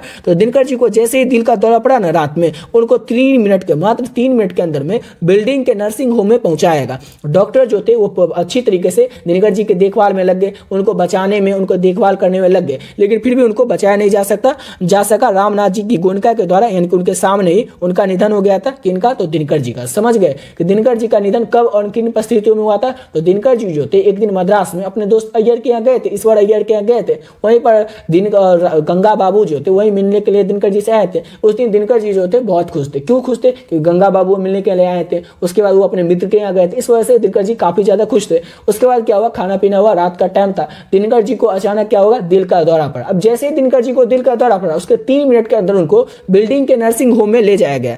सब डॉक्टर जो थे वो सभी तरीके से उनका इलाज करने लगे, लेकिन फिर भी उनको बचाया नहीं जा सका। समझ गए। अब अगला क्वेश्चन करते हैं। इस सब क्वेश्चन को आप लोगों को यहाँ पर सिर्फ समझना है और एग्जाम में खुद से बना करके आप लोगों को लिखना है। अगला क्वेश्चन है हमारा कि बुद्ध ने आनंद से क्या कहा था। बुद्ध जो थे उन्होंने आनंद से क्या कहा था। तो बुद्ध ने आनंद से कहा था कि आनंद, मैंने जो धर्म चलाया था वो 500 सहस्त्र वर्ष तक चलने वाला था, किंतु अब केवल 500 वर्ष ही चलेगा। क्यों चलेगा, क्योंकि मैंने नारियों को भिक्षुणी बनने का अधिकार दे दिया है। क्वेश्चन था हमारा कि बुद्ध जो थे ना उन्होंने आनंद से क्या कहा था। तो बुद्ध ने आनंद से कहा था कि आनंद, मैंने जो धर्म चलाया था ना वो 500 सहस्त्र वर्ष तक चलने वाला था, किंतु अब केवल 500 वर्ष ही चलेगा। जो धर्म बुद्ध ने कहा था आनंद से कि आनंद, मैंने जो धर्म चलाया था वो धर्म पहले 500 सहस्त्र वर्ष तक चलने वाला था, किंतु अब केवल 500 वर्ष ही चलेगा। क्यों चलेगा, क्योंकि मैंने नारियों को भिक्षुणी बनने का अधिकार दे दिया है। और यही कहा था बुद्ध ने आनंद से। समझ गए। अब अगला क्वेश्चन करते हैं। अगला क्वेश्चन है हमारा कि नारी की पराधीनता कब से आरंभ हुई। पराधीनता मतलब क्या होता है, पतन, मतलब कि उसके पुरुष के तुलना में नारी की जो पराधीनता था उसमें कमी यानी कि पतन कब से होने लगा। तो नारी की पराधीनता तब से आरंभ हुई जब से मानव जाति ने कृषि का आविष्कार किया। इसके चलते नारी घर में और पुरुष बाहर रहने लगा। यहाँ से जिंदगी 2 टुकड़ों में बट गई। घर का जीवन सीमित हो गया और बाहर का जीवन असीमित हो गया। कृषि के विकास के साथ ही नारी की पराधीनता आरंभ हो गई। ये तो आप लोग समझ गए, ये सब नहीं लिखना है, सिर्फ हम जो आपको समझाएंगे वो आपको लिखना है। तो आप लोग को अपने, हम जो समझाएंगे वो तो लिखना है, लेकिन अपने मन से बना करके लिखना है। ठीक है। तो क्वेश्चन था कि नारी की पराधीनता कब से आरंभ हुई। तो याद रखिएगा कि नारी की पराधीनता तब से आरंभ हुई जब से मानव जाति ने कृषि का आविष्कार किया। कृषि का आविष्कार तो कब हुआ था, बहुत ही पहले हुआ था, बहुत पहले हुआ था। तो उसी समय से नारी की जो पराधीनता थी वो शुरू हो गई। कैसे शुरू हो गई, क्योंकि जब जो कृषि का आविष्कार हुआ तो नारी क्या करती थी, घर में रहती थी। घर का जो भी काम था, घर का काम करना, खाना बनाना, बर्तन धोना, पोछा करना, जो भी काम था, घर को साफ सुथरा रखना, यानी घर के अंदर का जो काम था वो सिर्फ नारी करने लगी। लेकिन पुरुष क्या करता था, वो खेती भी करता था, बाहर का और भी कोई कुछ काम था, यानी कि बाहर का पूरा काम कौन करने लगा था, तो पुरुष करने लगा था। और घर का जितना भी काम था वो कौन करने लगी थी, तो नारी करने लगी थी, स्त्री करने लगी थी। इसी के साथ क्या हो गया था, नारी का पराधीनता का आरंभ हो गया था। अब जैसे ही कृषि का आविष्कार हुआ उसी समय से नारी का पराधीनता शुरू हो गया था। आप लोग याद रखिएगा, अपने मन से बना करके लिखिएगा कि नारी जो थी वो घर का काम करती थी। ये सब तो आपको समझाने के लिए आप लोग को बना के लिखना अपने भाषा में, अपने लैंग्वेज में, कि नारी का प्राधीनता तब से आरंभ हुआ जब से मानव जाति ने कृषि का आविष्कार किया। कृषि का आविष्कार होते ही नारी जो थी वो घर का काम करने लगी और पुरुष जो था वो बाहर का काम करने लगा, यानी कि नारी की प्राधीनता मानव जाति के कृषि के आविष्कार के साथ ही शुरू हो गया था। समझ गए? अब अगला क्वेश्चन करते हैं। तो अगला क्वेश्चन है हमारे 100% व्याख्या वाला एक क्वेश्चन है, जो कि 4 नंबर का क्वेश्चन रहेगा। 4 रहेगा क्वेश्चन, जिसमें कि 2 बनाना है। अब क्वेश्चन है हमारा कि जिस पुरुष में नारीत्व नहीं है वो अपूर्ण है। अब इस पार्ट के माध्यम से, यानी कि इस पॉइंट के माध्यम से, इस लाइन के माध्यम से लेखक क्या कहना चाहता है, और जो लाइन है किस पार्ट से लिया गया, तो ये प्रस्तुत पंक्ति, यानी कि जो पंक्ति है, ये हमारे पाठ्य पुस्तक रामधारी सिंह दिनकर के द्वारा रचित शीर्षक अर्धनारीश्वर पाठ से ली गई। तो हम इतना समझ गए, ये जो लाइन लिया गया ये अर्धनारीश्वर पाठ से लिया गया, और ये लाइन के लेखक कौन है, अर्धनारीश्वर पाठ के लेखक कौन है, तो रामधारी सिंह दिनकर है। अब इस लाइन के माध्यम से लेखक कहना क्या चाहते हैं कि जिस पुरुष में नारीत्व नहीं होता है वो अपूर्ण होता है। जिस भी पुरुष में नारीत्व, यानी नारीत्व की जो भावना होता है वो नहीं होता है, वो पुरुष जो होता है अपूर्ण होता है, अधूरा होता है। इसका मतलब आपको अभी समझा देते हैं कि इस पंक्ति के माध्यम से, इस पंक्ति के माध्यम से लेखक यानी कि रामधारी सिंह दिनकर जो है वो कहना चाहते हैं कि जिस भी पुरुष में नारी का गुण अर्थात नारीत्व नहीं होता है, नारीत्व का भावना, देखिए क्वेश्चन था हमारा कि जिस भी पुरुष में नारीत्व नहीं होगा। नारीत्व का मतलब क्या होता है, तो नारीत्व मतलब होता है नारी के गुण। नारी में कौन कौन से गुण होते हैं, तो दया के गुण होते हैं, माया होता है, ममता होता है, सहिष्णुता होता है। यानी कि जो भी पुरुष में ये नारी का ये सब गुण नहीं होगा, वो पुरुष जो होगा वो अधूरा होगा। पुरुष को नारी का गुण ही क्या बनाता है, तो पूर्ण बनाता है। पुरुष को एक नारी का जो ये सब गुण है, जो यहाँ पर गुण देखें, यही सब गुण क्या करता है, तो पूर्ण बनाता है, संपूर्ण बनाता है। अगर उसमें दया, माया, सहिष्णुता नहीं होगा तो दूसरों के साथ अच्छा व्यवहार या अच्छे से बात नहीं करेगा। अगर किसी पुरुष में नारी का जो ये गुण है, दया, माया, ममता, ये सब नहीं होगा, तो जो पुरुष होगा वो किसी के साथ भी अच्छा व्यवहार नहीं करेगा। इसलिए पुरुष को नारी के जो ये गुण है यही पूर्ण बनाते हैं। इसलिए हर एक पुरुष में नारी का ये गुण होना ही चाहिए, अर्थात पुरुष में भी नारी का गुण होना आवश्यक है। समझ गए? ये 100% व्याख्या वाला क्वेश्चन था, आप लोग को बता दिया। अपनी भाषा में आप लोग को बना करके एग्जाम में लिखना है। अब आ चुके हैं हम लोग चैप्टर 5 पे। चैप्टर 5 क्या है, तो रोज है, जिसके के लेखक कौन है, तो इसके लेखक है सचिदानंद हीरानंद वात्सल्य। समझ गए? अब इस चैप्टर के क्वेश्चन को करते हैं। तो क्वेश्चन है हमारा कि मालती के घर का वातावरण आपको कैसा लगा, अपने शब्दों में लिखिए। मालती जो थी, थोड़ा सा समझ लीजिए, लेखक जो रहते अज्ञ हैं, वो अपनी बहन के यहाँ जाते हैं, दूर की बहन रहती है, और जो उसके शादी के 4 साल बाद उससे मिलने के लिए जाते हैं, और उसके घर में जो भी देखते हैं ना, वही लेखक जो अज्ञ हैं इस चैप्टर में उतार दिया, लिख दिए। तो जब जैसे वो अपनी दूर की बहन मालती के यहाँ लेखक जाते हैं, तो मालती को का घर का वातावरण लेखक को कैसा लगा, या फिर आप जो कहानी पढ़े होंगे तो उस कहानी में आपको कैसा लगा, ये आपको बताना, अपने शब्दों में बताना। देख दे क्वेश्चन में लिखा हुआ, अपने शब्दों में लिखिए। तो मालती का जो घर का वातावरण था ये नीरसता, उबाऊ था, उसमें कहीं भी ताजगी, प्रसन्नता नहीं थी। मालती में युवती वाला रस भी नहीं था, वो अपने बच्चों के साथ भी अच्छा व्यवहार नहीं करती थी, वो अपने परिवेश तथा जीवन से पूरी तरह असंतुष्ट थी। सिंपल सा क्वेश्चन है कि मालती जो थी उसका पूरा जीवन, उसका पूरा घर का वातावरण आपको कैसा लगा, तो कैसा लगा ये देखिए। मालती का जो घर का वातावरण था नीरस था, उबाऊ था। क्यों उबाऊ था? अब जो मालती थी उसके घर में उसके कौन कौन थे, उसके एक पति थे और उसके एक बेटे थे। पति क्या करते थे, तो पति का नाम था महेश्वर, जो कि गैंग्रीन नामक बीमारी होता है उसी का इलाज करते थे। अब जो गैंग्रीन नामक बीमारी होता है उसका इलाज करते थे, तो हमेशा हॉस्पिटल में रहते थे, अधिकतर टाइम अपना हॉस्पिटल में रहते थे, तो पत्नी पर भी उतना टाइम नहीं दे पाते थे। और मालती कहाँ रहती थी, तो पहाड़ी इलाका में रहती थी। अब पहाड़ी इलाका में क्या होता है, घर जो होता है वो दूर दूर पर होता है, इसलिए मालती के आस पड़ोस में उतने लोग नहीं थे जिससे कि मालती अच्छे से बात कर पाते। इसलिए एक जैसा काम, मतलब सुबह उठना, पति को हॉस्पिटल जाने के लिए तैयार करना, घर का काम करना, बच्चे को देखना, बच्चे का नाम था टिट्टी, छोटा सा बच्चा था, बच्चे का नाम था टिट्टी, बच्चे को देखना, इस सब काम करते करते जो थी ना मालती नीरस और उबाऊ हो चुकी थी। उसमें कहीं भी युवती वाला रस ही नहीं था, उसमें कहीं भी ताजगी या प्रसन्नता ही नहीं था। ऐसा लगता था कि वो मालती जो अपने बच्चों के साथ भी अच्छा व्यवहार नहीं करती है टिट्टी के साथ, वो अपने परिवेश तथा जीवन से पूरी तरह असंतुष्ट थी। अब असंतुष्ट होगी ना, क्योंकि कहीं पर भी उस घर में खुशी था ही नहीं। 3 आदमी है, 3 आदमी में भी एक आदमी अपना हॉस्पिटल में रहता है, एक छोटा सा बच्चा है, किसी से ना कोई बात करना ना कुछ करना, सब दिन एक ही काम करना। तो इससे क्या हो गया था, मालती का जो पूरा घर का वातावरण था वो नीरस और उबाऊ टाइप का हो गया था। इसको सिंपल वे में आप लोग अपने मन से बना करके लिखिएगा। अब अगला क्वेश्चन करते हैं, और नेक्स्ट क्वेश्चन है हमारा कि गैंग्रीन क्या है। तो अभी हम लोग देखे थे ऊपर में आप लोगों को बताए थे कि मालती के जो पति थे ना महेश्वर, वो गैंग्रीन नामक एक बीमारी होता है, उसी का इलाज करते थे। होते हैं ना डॉक्टर्स, स्पेशलिस्ट होते हैं, जो कि कोई हड्डी के डॉक्टर होते हैं, कोई दिमाग के डॉक्टर होते हैं, कोई किसी चीज में स्पेशलिस्ट रहते हैं। वैसे ही महेश्वर जो थे वो गैंग्रीन नामक बीमारी का इलाज करते थे और उसी में स्पेशलिस्ट थे। ठीक है, तो गैंग्रीन होता क्या है, गैंग्रीन जो होता है एक बीमारी होता है, ये तो समझ गए, लेकिन किस तरह का बीमारी होता है, तो वो देखिए। गैंग्रीन जो होता है एक प्रकार का घाव होता है जिसमें कि सड़न की प्रवृत्ति होती होती है यह प्राय किसी विषाक्त कांटे चुभन या ऐसी किसी कारण से होता है जिस अंग में होता है उसे काटकर शरीर से अलग कर दिया जाता है अथवा रोगी की जान चली जाती है। ये समझ गए। अब आप लोगों को बताते हैं गैंग्रीन होता क्या है। तो गैंग्रीन जो होता है एक प्रकार का घाव होता है। समझ गए कि गैंग्रीन क्या होता है। गैंग्रीन एक प्रकार का घाव होता है जिसमें ना सड़न की प्रवृत्ति रहती है। अब कई बार एक घाव को देखेंगे आप लोग, कोई जो घाव हो जाता है वो हमेशा सड़ता ही रहता है, कभी ठीक होता है नहीं, अधिकतर टाइम वो सड़ता ही रहता है। तो गैंग्रीन जो होता है एक प्रकार का घाव होता है जिसमें कि सड़न की प्रवृत्ति रहती है, यानी कि घाव जो होता है हमेशा सड़ता ही रहता है। और ये प्रायः ये जो होता है ये होता किस तरह से, तो ये किसी विषैले कांटे के किसी कांटे के चुभने से या किसी विषैला जीव के काटने से हो जाती है। याद रखिएगा गैंग्रीन नामक बीमारी जो होता है होता किस तरह से, तो ये किसी विषैले जीव के काटने से हो जाता है या फिर किसी कांटे के चुभने से हो जाता है। और ये शरीर के जिस भी अंग में हो जाता है, जिस भी व्यक्ति को शरीर के जिस भी अंग में हो जाता है उसको काटकर शरीर से अलग करना पड़ता है, या फिर जिस भी व्यक्ति को गैंग्रीन नामक बीमारी हो जाती है उस व्यक्ति की जान चली जाती है। तो याद रखिएगा इतना ज्यादा ये गंभीर बीमारी होता है। सिंपल सा क्वेश्चन है लेकिन आप लोग याद रखिएगा। और जितना क्वेश्चन आप लोग करवाने सब क्वेश्चन आप लोगों के लिए इंपॉर्टेंट है। आप लोग देखिए होंगे जितना इंपॉर्टेंट क्वेश्चन है सिर्फ इंपॉर्टेंट क्वेश्चन को ही करवा रहे हैं। तो आप लोग सभी क्वेश्चन को अच्छे से देखिएगा और वीडियो में लास्ट तक बने रहेगा। वीडियो को लास्ट तक देख लेते हैं आपका पूरा जो गद्यखंड है वो पूरा कंप्लीट हो जाएगा आज के इस वीडियो में। फिर नेक्स्ट वीडियो में, कल के वीडियो में या फिर कल ही के वीडियो में करवा देंगे आपका काव्यखंड, यानी कि आपका पूरा गद्यखंड कंप्लीट, काव्यखंड कंप्लीट, ऑब्जेक्टिव पहले ही करवा दें, पूरा आपका कंप्लीट हो जाएगा। सिर्फ एक दिन और करवा देंगे आपका, एक दिन लास्ट एग्जाम से 1-2 दिन पहले पूरा जो एक दो ऑब्जेक्टिव है उसको शुरू से लेकर के लास्ट तक करवा देंगे। तो ऑब्जेक्टिव थोड़ा आपका रिवीजन हो जाएगा और सब्जेक्टिव आपको करवा रहे हैं, मतलब पूरा आपका हिंदी कंप्लीट हो जाएगा। ठीक है ना। इसके अलावा आपको कुछ भी देखने का जरूरत ही नहीं पड़ेगा। और लेखक परिचय तो आपको पहले ही करवा चुके हैं, लेखक परिचय भी आप लोग चाहे तो देख सकते हैं। ठीक है, वो सब आप लोगों को प्लेलिस्ट सिलेक्शन में आपको मिल जाएगा। ठीक है, या फिर लिंक डिस्क्रिप्शन बॉक्स में दिया, वहां से आप लोग देख सकते हैं।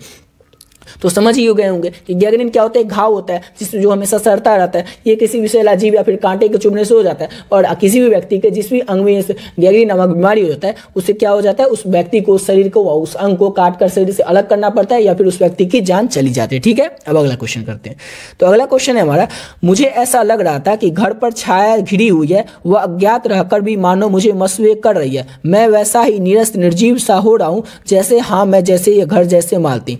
ये जो पंक्ति है ये जो है 100% व्याख्या वाला क्वेश्चन है। ये भी किस चैप्टर से लिया गया लाइन को, तो ये लिया गया रोज कहानी से। और इस कहानी के लेखक कौन है, तो अज्ञा। इतना समझ गए कि ये पंक्ति अज्ञा के द्वारा रचित रोज कहानी से लिया गया। अब इस कहानी के माध्यम से लेखक कहना क्या चाहते हैं, तो लेखक मालती के घर दूसरे रिश्तेदार के रूप में आए थे। लेखक जो थे वो मालती के दूर के भाई थे, बचपन से दोनों साथ में खेलते पढ़ते थे। तो दोनों जो थे वो दोस्त तो थे लेकिन दूर के रिश्तेदार थे। ठीक है, तो लेखक जो है मालती के घर दूर के रिश्तेदार के रूप में आए थे। अतिथि को यह लगता है उसके घर पर कोई काली छाया मंडरा रही। अब लेखक जैसे ही मालती के घर में पांव रखते हैं ना, तो लेखक को लगता है, जैसे घर होता है ना, खुशनुमा माहौल रहता है किसी घर में, और किसी घर में अब जाइएगा तो माहौल खुशनुमा रहता है, लगता है कहाँ आ गए, पूरा मन नहीं लगता रहता आपको। जैसे कहीं आप किसी रिश्तेदार के यहाँ जाते होंगे तो आपको बहुत ज्यादा मन करता है, अरे उस रिश्तेदार के यहाँ जाना पड़ेगा, वहाँ पर बहुत ज्यादा मन लगता है। किसी रिश्तेदार के यहाँ नाम जैसे आपकी मम्मी लेती होगी, पापा लेते हो, उनके यहाँ जाना तो आप लोगों का मन होता नहीं, हम नहीं जाएंगे, वहाँ नहीं जाएंगे, क्यों, तो वहाँ पर मन नहीं लगता। तो वैसे ही लेखक जैसे मालती के घर में पांव रखते हैं तो उनको ऐसा लगता है कि यहाँ पर कोई काली छाया मंडरा रही है। लेखक को यह भी अनुभव हो रहा था कि लेखक भी उस माहौल में जकड़ते हुए जा रहा था। अब लेखक को जो उतना खुशनुमा आदमी था, लेकिन लेखक को भी लग रहा था कि जो नीरस उबाऊ टाइप का माहौल है, इसमें जैसा वो माहौल है उसमें वो भी वैसा ही होता जा रहा है। वह भी उसकी जकड़ में आकर नीरस और निर्जीव सा हो रहा है। जैसा उस घर का माहौल है नीरस और निर्जीव, उसी तरह का लेखक भी होता जा रहा है, ऐसा लेखक को लगता है। ठीक उसी प्रकार जैसे कि मालती जैसा ये घर है, जैसे कि मालती नीरस और निर्जीव हो चुकी है, जो कि पहले मालती नहीं थी। पहले मालती जो थी वो बहुत ज्यादा चंचल थी, लेकिन अब ऐसा लगता है कि मालती भी जो उसी प्रकार से नीरस और निर्जीव होती जा रही है जैसा कि उसका ये घर है। समझ गए। तो इस पंक्ति के माध्यम से लेखक अज्ञा जो यही बताना चाहते हैं। अगला क्वेश्चन है कि विद्यार्थियों को राजनीति में क्यों भाग लेना चाहिए। विद्यार्थी जो होते हैं उनको राजनीति में भाग क्यों लेना चाहिए, तो आपको बताना है। तो विद्यार्थियों को राजनीति में भाग इसलिए लेना चाहिए क्योंकि उन्हें कि कल देश की बागडोर अपने हाथ में लेनी है। अगर वे आज ही राजनीति में भाग नहीं लेंगे तो आने वाले देश की भली बातें नहीं संभाल पाएंगे, जिससे देश का विकास नहीं हो पाएगा। भगत सिंह का मानना है, चैप्टर 6 का ये क्वेश्चन है कि भगत सिंह को मानना है कि विद्यार्थियों को राजनीति में भाग क्यों लेना चाहिए। क्योंकि जो लेखक भगत सिंह है उनका मानना है कि आज जो देश के जो नौजवान है वही क्या करेंगे, कल देश के नेता बनेंगे, देश को वही संभालेंगे। आज जो प्रधानमंत्री या फिर राष्ट्रपति या कोई भी मंत्री है तो कल क्या होगा, उनके बाद कोई आएंगे तो देश के कोई नौजवान ही आएंगे ना, कोई विद्यार्थी ही आएंगे ना। तो वही लेखक का मानना है, भगत सिंह का मानना है कि विद्यार्थियों को राजनीति में भाग इसलिए लेना चाहिए क्योंकि उन्हें कल देश का बागडोर अपने हाथ में लेना है। अगर आज वे राजनीति में भाग नहीं लेंगे, अगर आज से लोग जो भी नेता बनना चाहते हैं या फिर नेता के फील्ड में जाना चाहते हैं, उनको आज ही नहीं पता हुआ कि राजनीति में किस तरह से संभाला जाता है देश को, क्या क्या करना होता है, अगर आज पता ही नहीं होगा तो देश को तो अच्छे से संभाल ही नहीं पाएंगे, जिससे क्या होगा, देश का विकास नहीं हो पाएगा। ऐसा किसका मानना है? तो भगत सिंह का मानना है, क्योंकि विद्यार्थियों को राजनीति में भाग लेना ही चाहिए। अगला क्वेश्चन है कि भगत सिंह को विद्यार्थियों से क्या अपेक्षाएं हैं? भगत सिंह जो है उनकी विद्यार्थियों से क्या क्या अपेक्षाएं? तो भगत सिंह की विद्यार्थियों से काफी सारी अपेक्षाएं, बहुत सारी अपेक्षाएं भगत सिंह की विद्यार्थियों से। वे कहते हैं कि भारत को ऐसे देश सेवकों की आवश्यकता है जो देश पर तन मन धन अर्पित कर दे, अपना सारा जीवन देश की आजादी के लिए, विकास के लिए न्यौछावर कर दे, और यह कार्य सिर्फ विद्यार्थी ही कर सकते हैं। विद्यार्थी और नौजवान ही क्रांति कर सकते हैं। अतः विद्यार्थी पढ़े और साथ ही साथ पॉलिटिक्स का भी ज्ञान हासिल करे, और जब भी जरूरत हो तो मैदान में कूद पड़े, अपना जीवन देश की सेवा में लगा दे। यही अपेक्षाएं विद्यार्थी की अमर भगत सिंह की। क्वेश्चन था हमारा कि भगत सिंह जो है ना, भगत सिंह, इनकी विद्यार्थियों से क्या अपेक्षाएं हैं? तो भगत सिंह की विद्यार्थियों से बहुत सारी अपेक्षाएं, काफी सारी अपेक्षाएं, इनकी बहुत सारी अपेक्षाएं भगत सिंह की विद्यार्थियों से। भगत सिंह कहते हैं कि देश को ऐसे देश सेवकों की जरूरत है, भारत को ऐसे देश सेवकों की जरूरत है, ऐसे देश सेवक जो कि अपना देश पर तन मन धन अर्पित कर दे। भगत सिंह जो उनको मानना है कि देश को ऐसे देश सेवक की जरूरत है जो कि अपना तन मन धन पूरा देश पर अर्पित कर दे। और ये जो काम है, भगत सिंह का मानना है कि ये जो काम है कि तन मन धन अर्पित करना देश पर, ये काम केवल कौन कर सकते हैं? तो विद्यार्थी या फिर नौजवान ही कर सकते हैं। विद्यार्थी और नौजवान ही क्रांति कर सकते हैं। इसलिए भगत सिंह का मानना है कि विद्यार्थी और नौजवान जो है ये पढ़े, ऐसा नहीं कि आज से ही क्रांति में घुस गए, देश की सेवा में लगे, कुछ पढ़ाई लिखाई नहीं करनी, नहीं, पढ़े, साथ ही साथ पॉलिटिक्स का भी ज्ञान हासिल करे, और जब भी देश को जरूरत हो तो जो विद्यार्थी और नौजवान होते हैं वो पॉलिटिक्स में, मैदान में देश को रक्षा करने के मामले में, या फिर अपना देश के ऊपर तन मन धन लुटाने के मामले में, या देश सेवक के रूप में बनकर अपना सब कुछ देश पर न्यौछावर कर दे, यानी कि मैदान में कूद पड़े और अपना सारा जीवन देश की सेवा में लगा दे। यही सारी अपेक्षाएं विद्यार्थियों से अमर भगत सिंह की। समझ गए कि विद्यार्थियों के भगत सिंह से क्या अपेक्षाएं? तो यही सारी अपेक्षाएं हैं। अगला क्वेश्चन है कि भगत सिंह ने कैसी मृत्यु को सुंदर मृत्यु कहा और वे आत्महत्या को कायरता क्यों कहते हैं? इस संबंध में उनके विचार स्पष्ट करें।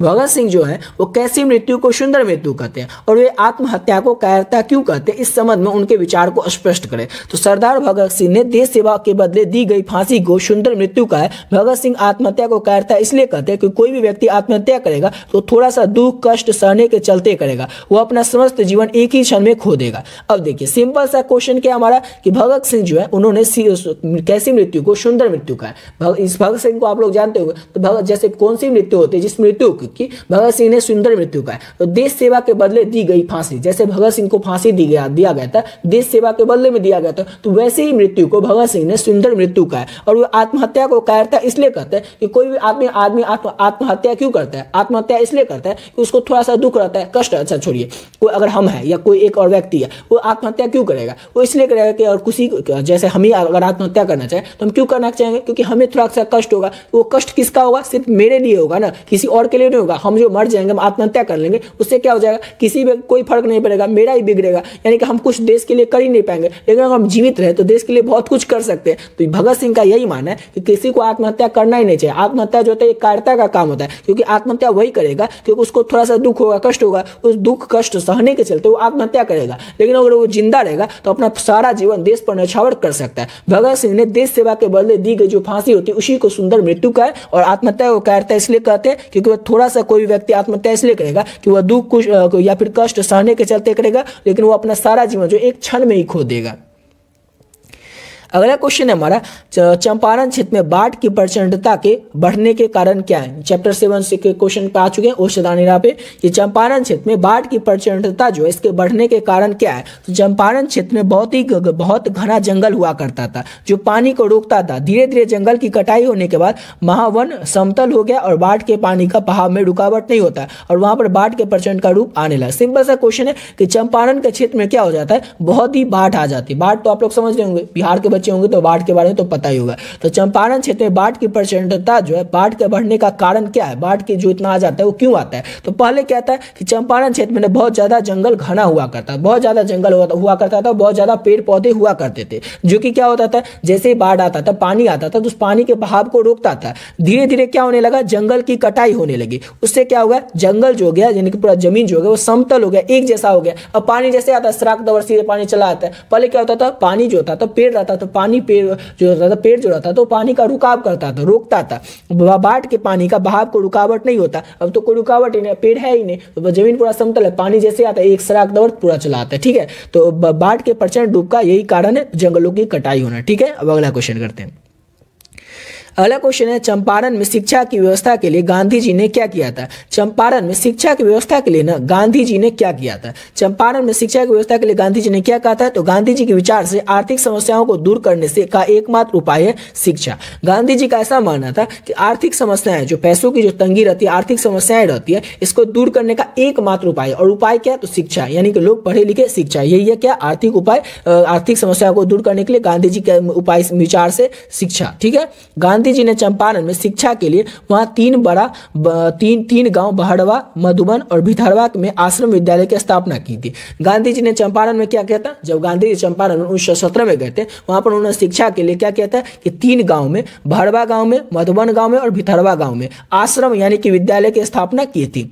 उन विद्यालयों की जिम्मेदारी गुजरात, महाराष्ट्र आए कार्यकर्ता को दे दिया और विदेशों से शिक्षा प्राप्त शिक्षक वहां रखे गए ताकि संचालन अच्छे से हो। सिंपल सा क्वेश्चन है, समझ गए कि चंपारण में शिक्षा की व्यवस्था के लिए गांधी जी ने क्या क्या किया था? कि चंपारण में जब गांधी जी गए थे 1917 में, तो उन्होंने शिक्षा की व्यवस्था के लिए क्या किया था? तो गांधी जी का ऐसा विचार था, मानना था कि इस आर्थिक समस्याओं को दूर करने का बस एक ही उपाय है, वो है शिक्षा। और गांधी जी ने चंपारण में शिक्षा के लिए 3 गांव चुने थे, बहड़वा गांव, मधुबन गांव और भितरवा गांव। ये तीनों गांव में आश्रम की स्थापना यानी कि विद्यालय की स्थापना की थी, बड़वा गांव, मधुबन गांव और भितरवा गांव में। और उन विद्यालयों की जो जिम्मेदारी है वो गुजरात और महाराष्ट्र से आए जो कार्यकर्ता थे, काम करने वाले लोग थे, उनको जिम्मेदारी दे दिया गया था कि 3 गांव में 3 जो विद्यालय की स्थापना की गई, तीनों विद्यालय अच्छी तरीके से चले, सुचारू ढंग से चले, इसकी जो जिम्मेदारी है वो दिया गया था गुजरात और महाराष्ट्र से आए कार्यकर्ता को, इसके काम को।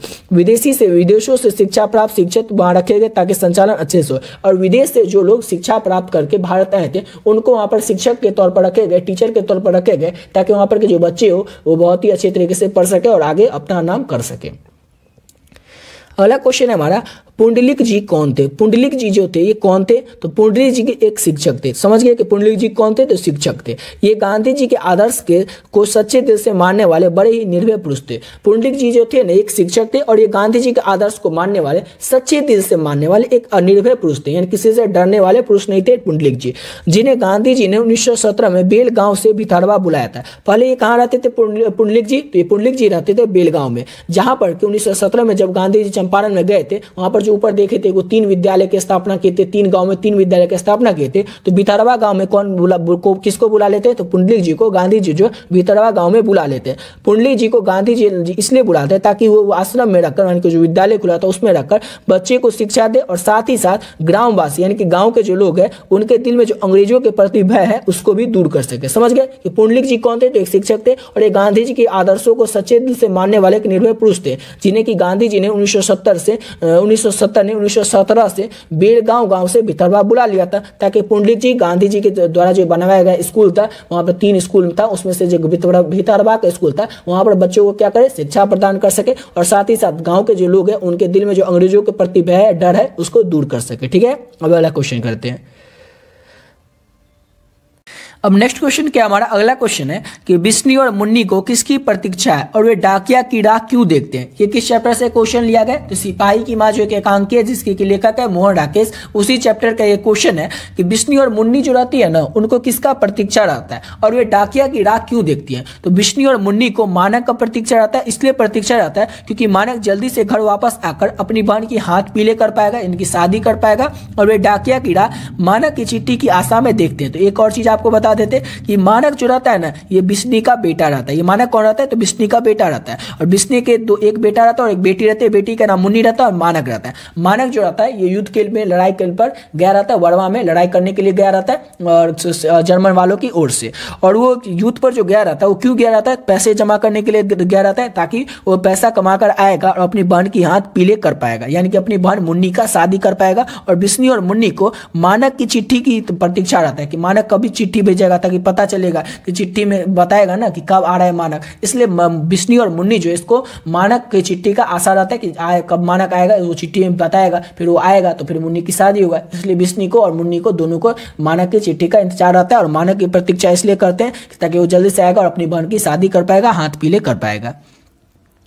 अगला क्वेश्चन है कि मानव स्वयं को वैसी और जानवरों से बढ़कर क्यों कहता है। तो मानव स्वयं को यानी कि अपने आप को वैसी और जानवरों से बढ़कर इसलिए कहता है कि वो दुश्मनों के लिए कहता है, क्योंकि दुश्मन को वो नहीं मारेगा तो दुश्मन उसे मार देंगे। अब मानव जो है स्वयं को वैसी और जानवर कहता है, वो इसलिए कहता है कि हाँ मैं हूँ वैसी और जानवर, क्यों, क्योंकि मैंने अगर दुश्मन को नहीं मारूंगा तो दुश्मन मुझे मार देंगे। इसलिए मानव जो है वो स्वयं को और दुश्मनों को वैसी जानवर से बढ़कर कहता है, क्योंकि अगर वो दुश्मन को नहीं मारेगा, लड़ाई में जो गया हुआ है, युद्ध में गया हुआ है, तो मानव अगर दुश्मन को नहीं मारेगा तो दुश्मन उसे मार देंगे। इसलिए मानव जो है वो दुश्मनों के लिए स्वयं से, मानव जो है स्वयं को वैसी जानवरों से बढ़कर दुश्मनों के लिए कहता है। समझ गए। अब अगला क्वेश्चन करते हैं।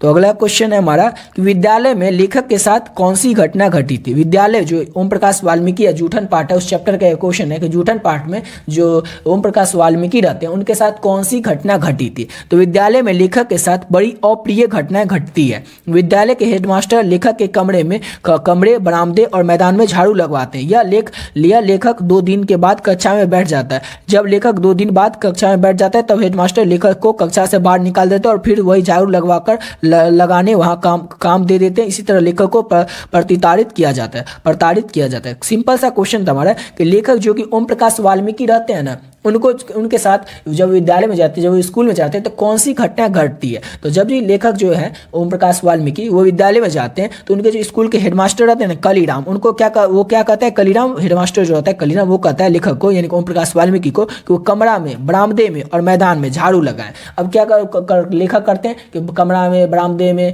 पूरा मैदान में, पूरा जो फील्ड रहता है स्कूल का पूरा झाड़ू लगाते हैं। 2 दिन तक लगाते रहते हैं, मतलब जैसे स्कूल आते हैं फिर स्कूल खत्म हो जाता, फिर आना, फिर झाड़ू लगाना, इस तरह से 2 दिन में वो पूरा अपना काम खत्म कर देते हैं। अब 2 दिन बाद जब लेखक ओम प्रकाश वाल्मीकि जो है वो अपना क्लास में आकर बैठ जाते हैं पढ़ने के लिए, तब जो हेडमास्टर रहता है कलीराम, वो क्या करता है, लेखक को कक्षा से बाहर कर देता है, यानी कि जो क्लास रहता है उससे बाहर कर देता है और फिर से वही काम देता है, फिर तुम जाओ फिर से झाड़ू लगाओ, मतलब वही काम फिर से दे देता है। तो लेखक के साथ झाड़ू लगाने वाला काम दे देता है और लेखक के साथ यही घटना प्रताड़ित घटना घटता है। और इसके बाद वाला लाइन चाहे तो वो भी लिख सकते हैं। इसके बाद क्या होता है, जैसे लेखक जाता है फिर से स्कूल के फील्ड में झाड़ू लगाने के लिए, तो लेखक के पिताजी आ जाते हैं और वो जोर से गुस्सा में आज बोलते हैं कि कौन है वो मास्टर जिसने कि मेरे बेटे से झाड़ू लगवाया, ऐसा करके वो टीचर पर बहुत ज्यादा गुस्सा हो जाता है। ठीक है, इसके बाद यही घटना घटती है। अब अगला क्वेश्चन करते हैं। तो अगला क्वेश्चन है हमारा कि कितने क्रूर समाज में रह रहे हैं हम, जहां श्रम का कोई मोल नहीं बल्कि निर्धनता को बरकरार रखने का षड्यंत्र है। ये क्वेश्चन आपके एग्जाम में 5 नंबर में पूछा सकता है या फिर 100% व्याख्या में पूछा सकता है। इंपॉर्टेंट क्वेश्चन है, याद रखिएगा। कितने क्रूर समाज में रह रहे हैं हम, जहां की श्रम का कोई मोल नहीं बल्कि निर्धनता को बरकरार रखने का षड्यंत्र है। तो प्रस्तुत पंक्ति जो है ये हमारे पाठ्य पुस्तक ओम प्रकाश वाल्मीकि के द्वारा रचित जूठन पाठ से लिया गया। इस पंक्ति के माध्यम से लेखक बताना चाहते हैं कि मरे हुए पशु को उठाने के लिए कई लोगों की जरूरत होती है। अब जाओ गांव में कोई पशु मर जाता है तो क्या होता है, बहुत सारे लोगों को इकट्ठा करना पड़ता है ताकि वो इकट्ठा होते हैं लोग और वही उठाकर उस पशु को फेंकाते हैं। ठीक है, तो प्राय लोग जो होते हैं जल्दी एकत्र नहीं हो पाते। अब जो कोई पशु मर जाता है, लोगों को इकट्ठा करना रहता है तो लोग जो होते हैं जल्दी तो इकट्ठा हो नहीं पाते हैं। तब तक देर होने पर पशु वाले चिल्लाने और गालियां बकने लगते हैं। तब तक जिसका पशु जिसके यहाँ मर जाता है वो क्या करता है, चिल्लाने लगता है कि अभी तक आया नहीं, कहाँ मर गया था, ऐसे करके चिल्लाने लगता है। इसी की प्रतिक्रिया में लेखक टिप्पणी करते हैं कि हम बड़े क्रूर समाज में रह रहे हैं। मतलब लेखक इसी बात पर टिप्पणी करते हुए बताते हैं कि हम कितने क्रूर समाज में रह रहे हैं, जहाँ की श्रम का कोई मोल नहीं है। बड़े क्रूर समाज में रह रहे हैं, लोग हमारी अहमियत काम और अहमियत को मानते ही नहीं है, श्रम का कीमत ही नहीं देते। लेखक ऐसा करना चाहते हैं कि कितने क्रूर समाज में हम रह रहे हैं, यानी कि हमारा ये काम है, यानी वो जो काम है, जो जानवर को मरे हुए जानवरों को फेंकने का काम, ये तो सब नहीं कर सकता। वो निचले जाति के लोग होते हैं वही करते हैं। तो सब एक निचले जाति के जो लोग होते हैं उन सबको एकत्र करना पड़ता है। ये काम सिर्फ वही कर सकते हैं, तो उनको कुछ तो देना पड़ेगा ना। उनका जो श्रम का मोल होगा, उनको थोड़ा इतना बात नहीं करना पड़ेगा, उनको उनके ऊपर भड़कना नहीं पड़ेगा। लेखक इसी पर टिप्पणी करते हुए कहते हैं कि बड़े क्रूर समाज में रह रहे हैं हम, लोग हमारी काम की अहमियत ही नहीं मानते और श्रम का कीमत नहीं देते, उल्टे गालियां बकते हैं। यह श्रम की कीमत न देना हमारी गरीबी को बनाए रखने का षड्यंत्र है, ताकि हम दलित बनकर उनकी सेवा करते रहे और निचले स्तर के काम जो स्वयं नहीं कर सकते वो उन कामों को हम दलित से करवाते और यह दलित को दबाए रखने का उनका षड्यंत्र है। लेखक कहना चाहते हैं कि जो काम वो स्वयं नहीं कर सकते, नहीं खुद नहीं कर सकते, नहीं पशु को फेंकने का काम, वो काम हमसे करवाते हैं। ठीक है, काम करवा लिए तो हम कर देंगे, ऐसा लेखक कहते हैं। लेकिन उनका मोल तो देना चाहिए। जो फेंक रहे, काम कर रहे हैं, वो कोई फेंक नहीं सकता, सिर्फ लेखक फेंकते हैं। लेखक लोगों को जो जुगाड़ करके लाते हैं और फेंकते हैं। तो जो फेंक देते हैं दलित लोग, निचले जाति के लोग, तो उनको कुछ तो श्रम देना पड़ेगा, उसका जो कोई मेहनताना वो तो देना पड़ेगा। मेहनताना नहीं देते, ऊपर से गालियां बकते रहते हैं, और ये जो श्रम की कीमत न देना ये हमारी गरीबी गरीबी को बनाए रखने का श्रेय है। अब लेखक कहना चाहते हैं कि जो हमारे श्रम की कीमत नहीं देना चाहते, तो वो इसलिए नहीं देना चाहते कि अगर हम उनका श्रम लेकर के अगर हमारे पास भी पैसा हो जाएगा तो हम उनका यही काम करने क्यों जाएंगे। यानी कि लेखक ऐसा करना चाहते हैं, उनका ये षड्यंत्र है, उनका ये जाल है, ताकि हम लोग दलित बनकर यानी कि गरीब बनकर उनकी सेवा करते रहे और निचले स्तर के जो भी काम वो स्वयं नहीं करते हैं, छोटा काम जो भी होता है, ऐसा काम जो कि निचले जाति के लोग ये काम करते हैं, वही काम हमसे करवाते हैं, जो काम वो खुद नहीं कर सकते। तो ये उन कामों को हम दलित से करवाते हैं और ये दलित को दबाए रखने का उनका सबसे बड़ा षड्यंत्र है। समझ गए। देखिए सिंपल सा क्वेश्चन था कि कितने क्रूर समाज में रह रहे हैं, तो लेखक कहना चाहते हैं कि कितने क्रूर समाज में रह रहे हैं जहां पर उनके श्रम का कोई मोल ही नहीं रहता, इतना मेहनत वाला काम करते हैं, जो कोई काम नहीं कर सकता वो काम वो करते हैं। वो जो पशु होता है उसको उठाकर फेंकने का काम, लोगों को इकट्ठा करने का ये काम खुद करते हैं, लेकिन उसका कोई श्रम का मोल ही नहीं रहता, इतना मेहनत करते हैं फिर उसका कोई मोल जो होता है, उसकी कीमत होगा वो कुछ नहीं दिया जाता, उल्टा गालियां बकने लगते हैं लोग और उनकी बल्कि निर्धनता को बरकरार रखने का इस षड्यंत्र था। यानी कि लेखक ऐसा कहते हैं कि वो लोग जो हमारे श्रम को मोल नहीं देते, हमारे जो काम होता है उसका पैसा नहीं देते या कुछ भी मोल नहीं देते, वो इसलिए नहीं देते, उनका वो लोग समझते हैं कि अगर हम लोग हमारे पास आ जाएगा पैसा तो हम लोग ये काम नहीं करेंगे, उनको ये काम खुद करना पड़ेगा, इसलिए वो निचले स्तर के जो काम वो खुद नहीं करते वो हमसे करवाते हैं और हमें हमारे गरीबी बनाए रखने का ये उनका षड्यंत्र था। ठीक है, अब अगला क्वेश्चन करते हैं। अगला क्वेश्चन है डायरी क्या है। डायरी जो कई बार आप लोग सुन रहे हैं, लेकिन डायरी होता क्या है। और डायरी हिंदी साहित्य की वह विधा जिसमें कि व्यक्ति अपने मन की बातों को कागज पर उतारता है। सिंपल सा क्वेश्चन है कि डायरी क्या होता है, आप लोग भी जानते हो डायरी में क्या होता है, अपने मन की बातों को लिखा जाता है और दिन क्रम में लिखा जाता है, डेट वाइज लिखा जाता है। तो प्रतिदिन डेट वाइज जो मन की बात लिखा जाता है वही क्या होता है, डायरी कहलाता है। तो डायरी हिंदी साहित्य की वह विधा जिसमें कि व्यक्ति अपने कोई व्यक्ति अपने मन की बात को लिखता है, उतारता है, ठीक है, कागज पर लिखता है। अब अगला क्वेश्चन है हमारा 100% व्याख्या वाला ये क्वेश्चन है कि आदमी यथार्थ को जीता ही नहीं बल्कि यथार्थ को रचता भी है। ये किस पर लाइन से, ये जो चैप्टर है ये किस चैप्टर से लिया गया क्वेश्चन को और इसके लेखक कौन है। तो इसको ये प्रस्तुत पंक्ति जो है हमारा पाठ्य पुस्तक मलियज के द्वारा लिखी गई पुस्तक चैप्टर हंसते हुए मेरा अकेलापन पाठ से लिया गया। लेखक का विश्वास है कि मनुष्य केवल यथार्थ को जीता ही नहीं बल्कि यथार्थ उसकी रचना भी करता है। भाव यह यानी कि इसका मतलब यह है कि हमें अपने आसपास के संसार की रचना स्वयं ही करनी पड़ती है। यानी कि हमारे आसपास के जो भी रचना है, हमें जो भी काम है खुद करनी पड़ती है, हमारी सहायता कोई नहीं करता है। यथार्थ की रचना सामाजिक दृष्टि से एक नैतिक कर्म है। क्वेश्चन था हमारा, देखिए फिर से आप लोग बताते हैं कि आदमी यथार्थ को जीता ही नहीं बल्कि यथार्थ को रचता भी है। तो ये जो पंक्ति है हमारे पाठ्य पुस्तक मलेज के द्वारा लिखी गई पुस्तक या फिर चैप्टर जो है हंसते हुए मेरा अकेलापन, उस पाठ से लिया गया इस लाइन को। और इस लेखक का विश्वास है, इस पंक्ति के माध्यम से लेखक कहना चाहते हैं कि मनुष्य यथार्थ को जीता ही नहीं बल्कि यथार्थ को रचता है, रचता भी है। मतलब यह है, भाव यह है कि अब हमें अपने संसार की रचना खुद करनी पड़ती है, हमें अपना काम खुद करना पड़ता है। हमारे जो भी काम करना होता है उसका कोई मदद नहीं करता, हमें अपने संसार की रचना में स्वयं करनी पड़ती है, खुद करनी पड़ती है। यथार्थ की रचना सामाजिक दृष्टि से एक नैतिक कर्म होता है। अगला क्वेश्चन हमारा तिरिच क्या है और ये कहानी में किसका प्रतीक है। तिरिच जो है ये क्या होता है और कहानी में किसका प्रतीक है। ये जो है उदय प्रकाश के द्वारा लिखी गई जो तिरिच है, तिरिच जो है उसके लेखक कौन है, तो उदय प्रकाश है। तो तिरिच आखिर होता क्या है। तिरिच आप लोग ऑब्जेक्टिव में भी सुने होंगे कि तिरिच तिरिच तिरिच, लेकिन ये तिरिच होता क्या है। तो तिरिच जो होता है एक छिपकली के प्रजाति का जहरीला लिजार्ड होता है जिसे हम विषखापड़ भी कहते हैं और एक कहानी में प्रचलित विश्वासों और रूढ़ियों का प्रतीक है। सिंपल सा क्वेश्चन है कि तिरिच जो होता है ये क्या होता है। तो तिरिच छिपकली प्रजाति का एक जहरीला लिजार्ड होता है जिसे हम क्या कहते हैं, जिसे हम लोग विषखापड़ भी कहते हैं। और एक कहानी में, ये जो कहानी है उसमें यह क्या है, तो प्रचलित विश्वासों और रूढ़ियों का प्रतीक है। समझ गए। तिरिच क्या होता है, तो एक जहरीला लिजार्ड होता है जिसे हम लोग क्या कहते हैं, गाँव घर के भाषा में, गाँव वाला भाषा में इसको हम विषखापड़ भी कहते हैं या फिर कई लोग इसे जहरीला लिजार्ड भी कहते हैं। ये एक छिपकली प्रजाति का होता है, ठीक है ना। कई बार आप लोग देखे भी होंगे जंगल में, कभी ये देखने को मिलता भी है। और एक कहानी में, जो कहानी है तिरिच, उस कहानी में ये तिरिच है क्या, तो तिरिच में किसका प्रतीक है, तो कहानी में ये विश्वासों और रूढ़ियों का प्रतीक है। यानी पुराने जमाने से चले आए कोई रूढ़ी रहते, नियम रहता है, जैसे कोई नियम है पुराना जमाना से चला आ रहा है, उसी नियम का ये प्रतीक है, रूढ़ी का ये प्रतीक है तिरिच। ठीक है, अब अगला क्वेश्चन करते हैं। अगला क्वेश्चन हमारा शिक्षा का क्या अर्थ है, इसके कार्य एवं उपयोगिता को स्पष्ट करें। शिक्षा के क्या काम होते हैं, इसके कार्य क्या होते हैं, इसका अर्थ बताना है। शिक्षा का अर्थ क्या होता है और इसके कार्य क्या होते हैं, काम क्या होते हैं, इसकी उपयोगिता क्या होते हैं, ये आपको बताना है। तो ये क्वेश्चन आपके एग्जाम में 5 नंबर में पूछा जाता है, याद रखिएगा। शिक्षा का अर्थ होता है जीवन के सत्य से अपने आप को परिचय करवाना। शिक्षा का क्या अर्थ होता है, तो शिक्षा का अर्थ होता है जीवन के सत्य से अपने आप को परिचय करवाना। शिक्षा का कार्य है कि वो संपूर्ण जीवन की प्रक्रिया को समझने में हमारी सहायता करे, न कि केवल हमें कुछ व्यवसाय और ऊंची नौकरी के योग्य बनाए। शिक्षा का कार्य है कि आंतरिक और बाहरी भय को नष्ट करे। शिक्षा की उपयोगिता यह नहीं है कि उसे मेधा का उद्घाटन करे जिससे हम जीवन की समस्त समस्याओं का हल खोज सके और हमें सत्य की वास्तविकता की खोज करने में सक्षम बनाए और भय रहित बना सके। भय रहने पर मेधा विकसित नहीं। देखिए ये सब तो आप पढ़ लिए, लेकिन आपको उतना समझ में आया होगा नहीं, ठीक है ना। हम आपको अपनी लैंग्वेज अपनी भाषा में बताते हैं। क्वेश्चन तो हमारा शिक्षा का अर्थ क्या होता है? तो शिक्षा का अर्थ होता है कि जीवन के सत्य से अपने आप को परिचय करवाना। जीवन का जो सत्य है उससे अपने आप को परिचय करवाना, अपने आप को परिचय करवाना, यही क्या है? तो शिक्षा का अर्थ होता है। सिंपल सा क्वेश्चन है, एक लाइन में आप लोग समझ गए कि शिक्षा का अर्थ क्या होता है। तो शिक्षा का अर्थ होता है जीवन के सत्य से अपने आप को पहचान करना। अब शिक्षा का कार्य क्या होता है, काम क्या होता है, इसका उपयोगिता क्या होता है? तो शिक्षा का काम यही नहीं होता है कि हम शिक्षा पा लिए, आज ग्रेजुएट हो गए या फिर कोई अच्छा सा डिग्री कर लिए तो हमको अच्छा सा नौकरी मिल जाएगा, अच्छा सा व्यवसाय मिल जाएगा, काम करने लगे। तो शिक्षा का काम यही नहीं है। शिक्षा का काम है कि हमें हमारे जीवन में जो भी समस्याएं आएंगी उस समस्याओं से हम उस समस्याओं को दूर कर सके या फिर हम अपने जीवन को बेहतर बना सके, जीवन में एक अच्छे आदमी बन सके। तो शिक्षा का ये काम है। शिक्षा का ये काम नहीं है कि ऊंची नौकरी बनाने योग्य बना दे या हमें ऊंचा नौकरी मिल जाए या फिर अपना व्यवसाय अच्छा से कर पाए। शिक्षा का ये काम नहीं है। शिक्षा का ये काम है कि हमारे आंतरिक यानी कि हमारे आंतरिक और बाहरी भय जो होता है इस भय को नष्ट कर सके। और शिक्षा की उपयोगिता यह है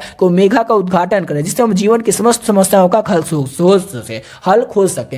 हमारे जीवन में जितना भी समस्याएं हैं उन समस्याओं का हल खोज सके। शिक्षा का ये उपयोगिता है। हमारे जीवन में जो भी समस्याएं होंगी समस्याओं का हम हल कैसे खोज सके। हम समझदार होंगे, पढ़े लिखे होंगे तो हम क्या करेंगे, अपने जीवन की समस्याओं का हल जल्दी खोज सकेंगे, ठीक है। इसलिए शिक्षा का यही सब काम है, समझ गए।